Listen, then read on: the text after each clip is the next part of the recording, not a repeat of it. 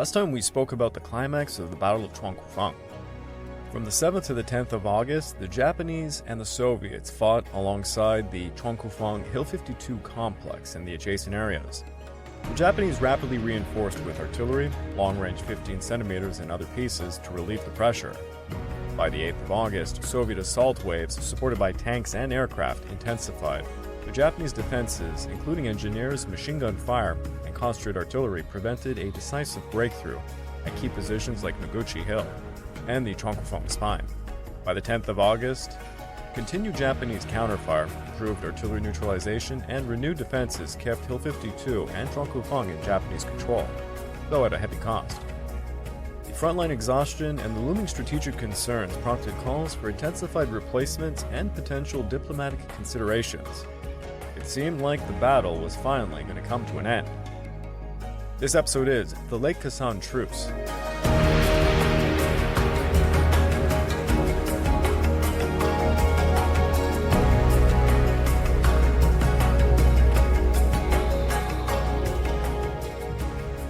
Well, hello again and welcome back to the Fall and Rise of China podcast. I'm your dutiful host, Greg Watson. But before we begin, I just want to remind you all that this podcast is only made possible through the efforts of Kings and Generals over at YouTube. Perhaps you want to learn a bit more about the history of Asia? Kings and Generals has an assortment of episodes on the history of Asia, and so much more, so give them a look over at YouTube. So please subscribe to Kings and Generals over at YouTube, and could help produce this content by checking out www.patreon.com/kingsandgenerals. And hey, don't forget about our sister podcasts over at the Pacific War and Eastern Front Week by Week podcasts, both written and narrated by me. And if after all that, if you're still hungry for some more history, why don't you check out my personal channel, the Pacific War channel found over at YouTube, or my podcast series, Echoes of War, found on major podcast platforms. Over on both of these, we are just finishing up a mini-series covering the Battle of the Atlantic. Also, if you'd like to support me further, please consider checking out my YouTube membership or my Patreon account at www.patreon.com/thepacificwarchannel. By joining either of these, you get access to the exclusive podcast series, early access to all the content I make, and voting rights to the subjects I will tackle next. The casualties were atrocious for both sides, yet they continued to mobilize more forces to the conflict area. While the Russians appeared uninterested in an all-out war, they were not rushing to settle the crisis through diplomacy, and at the front they were launching reckless counterattacks at inconvenient locations, presumably to occupy positions useful for bargaining. The local Soviet military, having ceded the hills at the outset, must have been anxious about its prestige. The Kwantung Army's potential threat to the flank undoubtedly made the Russians nervous. Although the leading echelon of the 104th Division did not reach Honcheon until the evening of the 13th of August, Japanese intelligence heard that the Red Army headquarters staff at Khabarovsk had detected movements of the Kwantung Army elements at around the 10th of August and had been compelled to take countermeasures. They reinforced positions along the eastern and northern Manchurian frontiers, concentrated their air forces, ordered move-up preparations by ground forces in Blagovichensk district, and commandeered most of the motor vehicles in the Amur province. By shifting its main strength to the eastern front, the Kwantung Army exerted, as intended, a silent pressure. The covert objective was to restrain and divert the Russians, thus assisting Japanese diplomacy, not to provoke an all-out war. Nevertheless, an American correspondent who visited the Chuang-Kufang area in mid-August privately reported that the Kwantung Army was massing large numbers of troops near the border. He expected further trouble. Towards its weak neighbor in Korea, the Kwantung Army rendered every support. Apart from its major demonstration in eastern Manchuria, the Kwantung Army promptly sent whatever reinforcements of artillery, engineers, and other units that Seoul had desired. Being also intimately involved in anti-Soviet military preparations, the Kwantung Army understandably wanted the latest and most authentic information on Russian army theory and practice. The Chuang-Kufang Incident furnished such a first-hand opportunity, and the professional observers sent from Xiqing were well received at the front.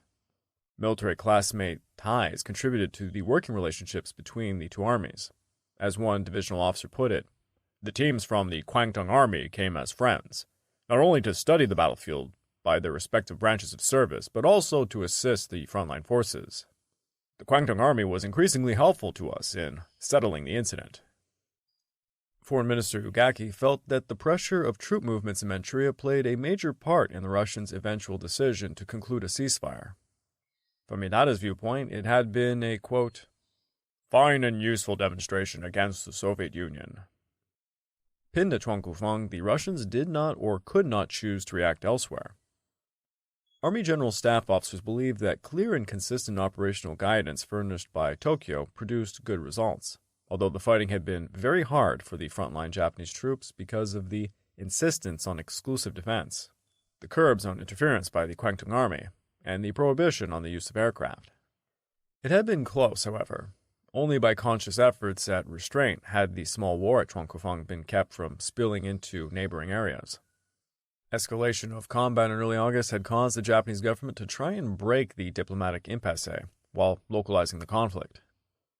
On August 2nd, Premier Konoye assured the emperor that he intended to leave matters for diplomacy and to suspend military operations as soon as possible, an approach with which the government concurred. The Chuang-Kufang dispute had been according priority, preceding overall settlements and the creation of joint commissions to redefine the borders. On the 3rd, after coordinating with the military, the Ministry of Foreign Affairs advised Shigemitsu on the frontline situation, that it had become extremely critical, and that a quick suspension of fighting action should be proposed. Soviet and Japanese troops should be pulled back to the setup as of July 30th. Now, in the midst of the Chuang-Kufang Incident, the USSR intensified harassing tactics against the last Japanese consulates located within the Soviet Union. 48-hour ultimatums to quit the country were delivered to the consuls at Khabarovsk and Blagovichensk on the 3rd and 4th of August, respectively. Although the Japanese government warned that it might retaliate, the Russians were unyielding. The foreign ambassadors, Mamoto Shigemitsu and Maxim Litvinov, met on August the 4th, whereupon Shigemitsu argued the best procedure would be to suspend military operations on both sides and to restore the status quo. Litvinov, in a long manner, explained the stance of the USSR, as Shigemitsu put it. The Soviet side had a disposition to cease fighting, provided that conditions were satisfactory. The Russians were obviously stalling at the very time the Red Army was bending every effort to retake Chuang-Kufang. Coordination between the Army, Navy, and Foreign Ministries produced ceasefire conditions which were rushed to the Japanese ambassador on the 6th of August. 2 alternate lines were proposed, to which both armies would pull back. After the creation of a buffer zone, discussions could begin concerning delineation of boundaries in the region of the incident. The Hunchon Pact could be the basis for deliberations, demarcation to be effected by joint investigations on the spot and consultation with documents in the possession of Manchuria and the USSR. The Japanese would serve only as observers. Shigemitsu conferred once more with Litvinov for 3.5 hours on August 7th, but no progress was made. Litvinov insisted that a clash could only be averted if the Japanese pulled out. However, Litvinov's position, his reaction that is, to the idea of a demarcation commission was a good sign. On August 10th, both sides seemed to have reached a similar conclusion that a ceasefire needed to rapidly be implemented. At 11 p.m. that night, Litvinov called the embassy, asking for Shigemitsu to see him as fast as possible. Shigemitsu arrived around midnight, whereupon Litvinov showed him a draft of a final accord. Number 1. Japanese and Soviet forces shall cease all military activities on August 11th at noon local time. Instructions to that effect are to be issued immediately by the governments of the USSR and Japan. Number 2. Japanese as well as Soviet troops shall remain on those lines which they occupied at midnight local time on August 10th. Number 3. For redemarcation of the portion of the frontier in dispute, there shall be created a mixed commission of 2 representatives from the USSR and 2 representatives from the Japanese Manchurian side, with an umpire selected by agreement of both parties from amongst citizens of a third state. Number 4. The Commission for Redemarcation shall work on the basis of agreements and maps bearing the signatures of plenipotentiary representatives of both Russia and China. Shigemitsu agreed to the inclusion of a Japanese commissioner on the Manchurian delegation, but he could not assent to the addition of a neutral empire. Moscow received the news of the truce with gratification mingled with surprise. Few realized that the USSR had taken the step of appeasing or at least saving face for the Japanese, even after Shigemitsu had pleaded for and won a ceasefire. The world was told by the Russians only that specific overtures for a cessation of hostilities had originated within the Soviet authorities. In general, it was not difficult to guess why the Russian government, distracted by the European political scene and apprehension about a 2-front war, agreed to a ceasefire at Chuang-Kufang. The slowness of communication across the many miles between Moscow and Tokyo did nothing to alleviate nervousness in the Japanese capital during the night of August 11th. Ugaki wrote in his diary, "After 10 days of tension, the struggle between the Japanese and Soviet armies on the USSR Manchukuo border had reached a decisive brink." Complicating the situation was the fact that late on the 10th of August, the president of Domai News Agency conveyed to Konoe a message from one of his Moscow correspondents. Purporting to sum up Shigemitsu's latest outlook, the report stated that success in the negotiations seemed unlikely. The contents of the message were transmitted to Ugaki and Itagaki. Consequently, Konoe and his associates spent a fearful and depressed night. Shigemitsu's own report, sent by telegram, arrived frustratingly slowly. After the definite information had been received from Shigemitsu, Harada happily called Kazami Akira, the Prime Minister's chief secretary, and Konoe himself. "Until the accord was implemented, we would have to be on alert all day." Konoe, to Kazami, seemed a little relaxed anyhow, in that had finally retired past midnight on the 11th of August, stating, "Agreement or no agreement, I must have been dozing from fatigue when the jangle of the phone got me up. It was a message saying that a truce had been concluded the preceding midnight. Just as I had been expecting, I said to myself, but I felt empty inside, as if it were an anti-climax." The call had to have been an unofficial communication, perhaps the latest Domai news, since the records showed that definite word from the embassy in Moscow did not reach Tokyo until about 10 o'clock. Attaché Doi's report to the Army General Staff came at about 11. This was extremely late in terms of getting Japanese troops to cease operations at about 1 p.m., Tokyo time, or noon on the spot. A tardy imperial order might undo the Moscow Accord altogether. Complicating this was a matter of split-second timing that was in fact the first official telegram from Shigemitsu, which referred to the unilateral Japanese withdrawal by 1 kilometer. At the Japanese high command level, there was agitated discussion when initial word of these arrangements arrived. It speculated that on the 10th of August, the Russians had staged persistent close-quarter assaults against Chuang-Kufang and seized the southern edge eventually, although they were repulsed at all other points. Moscow may have agreed to a truce at that midnight because they expected that the crest of Chuang-Kufang would be in their hands by then, and that it was a fait accompli. It would have all been achieved. Some officers argued that the Russian forces were suffering quite badly and that this caused the authorities' agreeability to a ceasefire. Most exasperating, however, was the provision stipulating a one-sided military withdrawal. Admittingly, such action had been under discussion by the Army General Staff itself, particularly after Terada's sobering appeal on August 10th. It was another matter to have a Japanese withdrawal dictated by the USSR while Russian troops did not have to budge. Initial puzzlement and chagrin began to yield to some rationalization. The Japanese side seemed to have made a concession in the negotiations, but there must have been significance to the phrase which said, "The line occupied by Japanese forces has been taken into due consideration." The Japanese troops had presumably advanced to the edge of the frontier, while the Russian soldiers had not even come close. Thus, it must have been necessary to have the Japanese units withdraw first, to fix the boundaries, since this had been the Japanese who had done the greater advancing. One Japanese officer remarked, "A pullback was a pullback, no matter how you looked at things, and we were the ones who had to do it. But the atmosphere in the command had been far from optimistic on August 10th. So we decided that it was unnecessary to complain about the issue, and we approved the agreement in general. Both the senior and junior staff levels seemed to be quite relieved." The 11th of August had been an awkward day to conduct liaison between the Foreign Ministry, the Army, and the throne, since the Emperor was leaving Hayama to visit naval installations in Yokozuka and the Navy Air Unit in Chiba for the morning. By the time a conclusive report on the ceasefire could be conveyed to the monarch, he had been aboard the destroyer Natsugumo at Kizarazu. Naval wireless facilities in Tokyo had been used to transmit coded messages to Admiral Yanai, the Navy Minister, for delivery to the Emperor. This was done shortly before 2:45 p.m. According to Yanai, the Emperor was very pleased and relieved when I reported to him about the conclusion of the truce accord. The appropriate imperial order was approved promptly, but not until 3 p.m., 2 hours after the ceasefire time at Chuang-Kufang, did word of an imperial sanction reach the high command. Japanese soldiers in the lines recalled nothing quite special on the 11th. "We didn't hear about the truce till the very last minute, and we had become so inured to enemy artillery we hardly noticed any last salute.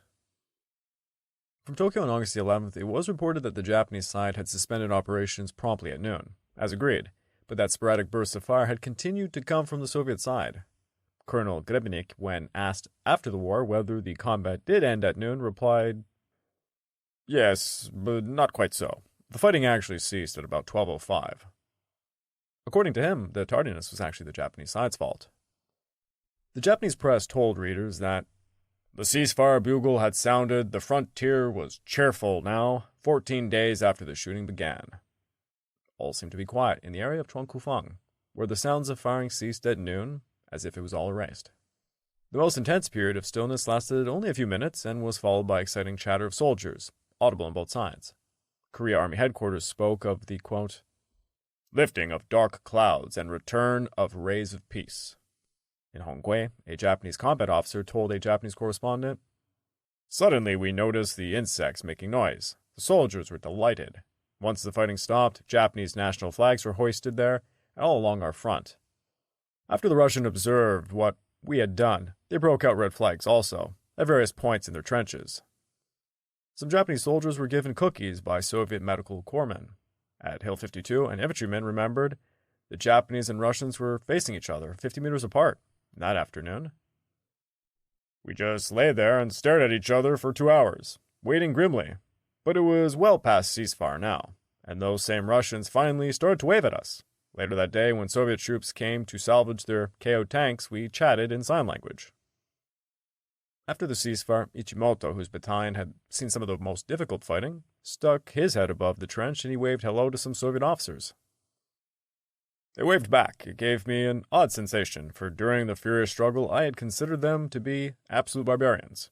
Now I was surprised to see that they were civilized after all. A rifleman at Chuang-Kufang remembered swapping watches with an unarmed Russian across the peak. The Japanese frontline troops stayed in their positions confronting the Russians and conducted preparations for further combat while cleaning up the battlefield. Soviet troops also remained deployed as of the time of the ceasefire and vigorously carried out their own construction. The day after the ceasefire went into effect, Tsutaka escorted an American reporter to the front. At Chuang-Kufang, he had this to say. Carpenters were making wooden receptacles for the ashes of the Japanese dead. Funeral pyres still were smoldering. From our vantage point, the lieutenant general pointed out long lines of Soviet trucks coming up in clouds of dust, which apparently were made deliberately in an effort to conceal the trucks' movements, probably designed to haul supplies from the front. Soviet boats were pushing across Khasan, and Soviet soldiers were tossing smashed tanks back from no man's land. On the Japanese side, there was a pronounced holiday spirit. Soldiers emerged from dugouts, were drying white undershirts on nearby brush, and bathing in the Tumen River. The soldiers were laughing heartily. A few were trying to ride a Korean donkey near Chuang-Kufang's scarred slope. The general pointed out 3 Soviet tanks behind the Japanese advance lines east of Chuang-Kufang. He said the Russians had hauled back 70 others on the night of the 11th. The writer was shown a barbed wire fence immediately behind a wrecked village on the western slope of Chuang-Kufang, which the general said the Soviet troops built at the beginning of the fighting. Boziet Bay also was pointed out, clearly visible across the swamp. Soviet losses for what became known as the Battle of Lake Hassan for the Russians and the Chuang-Kufang Incident for the Japanese totaled 792 killed or missing and 3,279 wounded or sick. The Japanese claimed to have destroyed or immobilized 96 enemy tanks and 30 guns. Soviet armored losses were quite significant, with dozens of tanks knocked out or destroyed and hundreds of tank troops becoming casualties. Japanese casualties, as revealed by Secret Army General Staff statistics, were 1,439 casualties, about 526 were killed or missing, 913 were wounded, but the Soviets would claim Japanese losses at around 3,100, with 600 killed and 2,500 wounded. The Soviets concluded that these losses were due in part to poor communications infrastructure and roads, as well as the loss of unit coherence caused by weak organization, headquarters, commanders, and a lack of combat support units. The faults in the Soviet army and the leadership at Khasan were blamed on the incompetence of Blücher. In addition to leading the troops into action at Khasan, Blücher was supposed to oversee the Transbaikal Military District and the Far Eastern Front's move to combat readiness, using an administrative apparatus that delivered Army Group, Army, and Corps-level instructions to the 40th Rifle Division by accident. On October the 22nd, he was arrested by the NKVD, and it's thought that he was tortured to death. And a random side note, over on my podcast series Echoes of War, we did a few episodes looking at the best and worst generals, and we voted Blucher to be one of the worst Soviet generals on our list. At about 3:35 p.m. on August 11th, in the Hill 52 sector, high-ranking military delegates bearing a white flag emerged from the Soviet lines and proceeded to Akahage Hill, about 100 meters from the Japanese positions. Cho, as the right sector chief, was notified. He sent 3 lieutenants to converse with the Russians. They learned that the Soviets wanted the Japanese to designate a time and a place for a conference. This word was conveyed to Sutaka, who had already dispatched Lieutenant Kozuki to the heights east of Shoutouts to contact the Russians. At 4:20, the commander cancelled Kozuki's mission and instructed Cho to reply that the delegation ought to convene near the peak of Chuang-Kufang at about 6 p.m. Cho set out promptly with several subordinates, and they reached Chuang-Kufang's crest a little before 6. The Russians then said that they wanted to meet the Japanese near the crest line southeast of Chuang-Kufang, the excuse being that the peak was too far for them to go and that they could not arrive by the designated time. Cho took his team to the location requested by the Russians. There, the Japanese found 13 Soviet soldiers and a heavy machine gun on guard, but the Russian delegates had not yet arrived. They arrived at about 6:18. This pissed off the Japanese, who clocked a further delay of 2 minutes before the Russian truce chief, one General Grigory Sten, rode up on horseback with a party of 8. Both delegations saluted, the chiefs and team members identified themselves, and they all shook hands. The Soviet team was made up of Corps General 3rd Rank Sten, who was about 38 years old at the time, Chief of Staff of the Far Eastern Army, Brigade Commissar Semenovsky, who was a political major general, was about 37, Colonel Vedetov, 42 years old, and Major Wabilev, who was about 30. Interpreting for the Russians was Alexei Kim. In Colonel Cho's opinion, it was always necessary to take the initiative in dealing with the Soviets, so even in such matters as shaking hands or conversing, they always did things first. During the exchange of greetings, Cho teased Sten about his bandaged forehead. A Japanese artillery shell got you, didn't it? But Cho began formal discussions on a more dignified note. It is very much to be regretted that the Japanese and Soviet armies had to get involved in combat around Chuang-Kufang. Nevertheless, I laud the consummation of the Moscow Accord on the part of both governments. And I must say, your forces were quite brave and patriotic. To this Stem replied, I agree with you. The Japanese army, too, were courageous and strong. Negotiations would go on at the local level and diplomatic level for many days. In Tokyo, on the morning of the 13th, Ugaki had gone to the Meiji Shrine to report on the ceasefire and to express his gratitude. At 10 a.m., when received in the imperial audience, he discussed the Chuang-Kufang Incident. I humbly regret to have troubled your majesty so unduly in connection with an unimportant affair on the Soviet-Manchurian frontier, at a time when the monarch was confronted by grave national problems. A long and winding road lay ahead before the incident as a whole was settled, but a good start had been made, and we are going to be even more careful in handling matters, although the Soviet regime consists of devious, vicious scoundrels. Recognition of the Japanese army's performance was accorded by the highest authorities in the homeland. As soon as the fighting ceased, Prince Kan'in transmitted a message of appreciation.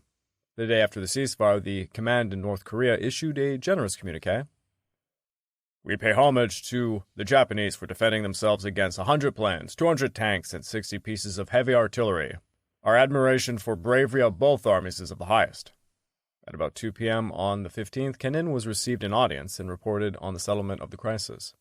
He said to the emperor, We are grateful by the fact that during this incident at Chuang-Kufang, our officers and men achieved this mission fully and manifested prudence and forbearance while confronting difficult circumstances with small forces. Our profound condolences to the casualties. Convey this message to the officers and men. A wire was dispatched promptly to Nakamura, with imperial use of the wording Chuang-Kufang Incident. When the cabinet met on the 16th of August, the decision was reached officially. After the Chuang-Kufang affair, Japanese officers claimed that the Soviets had dispatched tactical experts to ascertain why their elite Far Eastern forces had not been able to achieve satisfactory results. They realized the urgency of this investigation in preparation for any great war. Specifically, the AGS heard that on the day of the ceasefire, Blucher had sent an investigative team of commissars under Romanovsky to the scene. Japanese experts on the USSR speculated that the experience at Chuang-Kufang ought to have indeed impressed the Red Army. Our forces did seize that hill and hold it. After comparing the strengths involved, the Russians may well have had to modify their estimates. According to one Japanese commentator, improvements in political leadership were judged imperative by the USSR. There were claims that the Soviet army had been strengthened through the purge of alleged Japanese tools. Soviet authorities would conclude, as a test of doctrine, the fighting had confirmed the correctness of basic principles embodied in the 1936 Field Service Regulations. The Soviet infantry had paid dearly for this, as well as the deficiencies in tactical training. Defense Commissar Vershilov admitted, "We were not sufficiently quick in our tactics, and particularly in joint operations in dealing the enemy a concentrated blow." The historian McIntosh had this to say, "The Soviet success at Lake Hassan was bought at the cost of heavy casualties and exposed serious defects in the mobilization machinery and the training of troops. There can be little doubt that these factors checked to some extent the Soviet government's over-optimism and their estimates of its own military strength, and was casting a doubt on the effectiveness of its policy of expansion in all fields of military organization." Writing a year and a half after Chuang-Kufang, a Mainichi reporter observed that the greatest harvest from the incident was tangible Japanese experience in determining the fighting strength of the Soviets. Purchased with blood, this knowledge could provide valuable evidence for future combat operations. It was a question whether Chuang-Kufang really possessed such strategic significance as it was claimed for, but the Soviet policy of bluff could be interpreted as substantiating the weaknesses of the defenses of Vladivostok. The Russians used all kinds of new weapons at Chuang-Kufang and tipped their entire hand, but although mechanization of the Red Army had attained high levels with respect to quantity, the weaknesses in technique and quality were laid bare. Imamoto observed that since the Chuang-Kufang Incident, it marked the first time the Japanese and Soviet armies engaged each other in combat involving large strategic elements, divisional and above. Russian fighting strength was studied with keen interest. The Japanese did not rate the capacity of the officers or Soviet quality in general as especially high. Still, the Russians did possess quantitative abundance. The Japanese losses had been heavy because of the enemy, who had fired masses of ammunition against fixed targets. Tsutaka seemed to have comprehended the scope of tangible Soviet strength and equipment and materiel, as shown by this comment. "I felt deeply that if the gap in manpower went beyond limits, it would be inevitable for our casualties to increase tremendously. This might even cause danger in specific local areas." Few Japanese officers saw anything new in Soviet tactic methodology, although considerations of mass were ever present. Not only intelligence experts, but the whole army worked on ways of coping with Soviet forces that would have the numerical advantage of 3-1. Most awesome was the fantastic abundance of hostile material, although the Russians could not deploy to surround the Japanese because of the geography.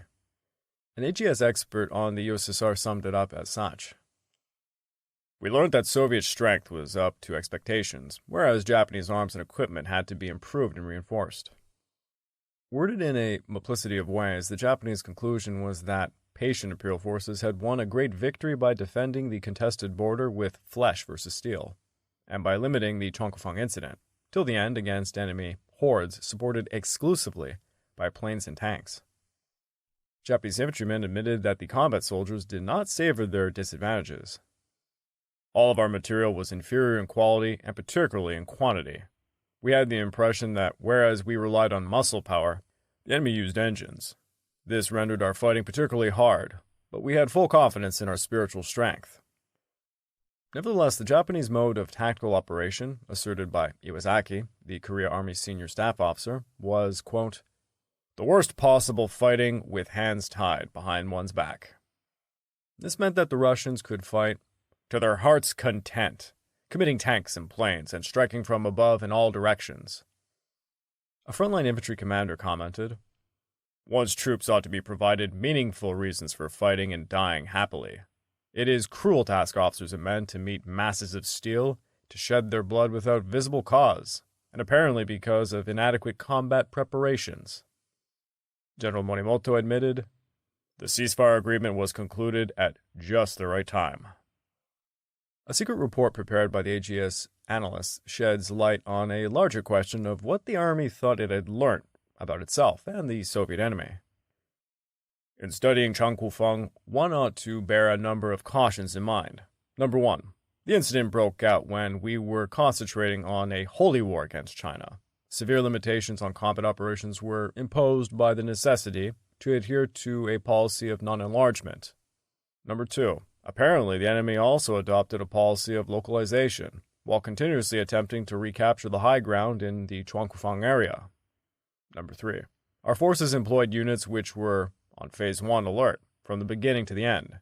In terms of quality, the personnel were excellent, mainly active duty types, from key men down. But our numbers were far inferior, and our organization and equipment were not the best. In addition, we committed no planes or tanks, whereas the enemy used plenty. Number 4. The 19th Division was thorough, rigorous, and realistic in its combat training prior to the engagement. Number 5. Battlefield terrain seriously limited the enemy's attacks, especially tank action. But while the two-man restricted assaults against our flanks and rear, it hampered our own services of supply, notably the provision of positional construction materials. In the end, the Japanese learned a few, or erroneous lessons from the Chuang-Kufang affair. The Kwantung Army, for example, was convinced that everything had been handled badly in 1938 by the Korea Army and High Command. When a dispute would arise in 1939 at Nomonhan, another border lying between Outer Mongolia and Manchuria, the staff at Xinqing fostered escalating measures.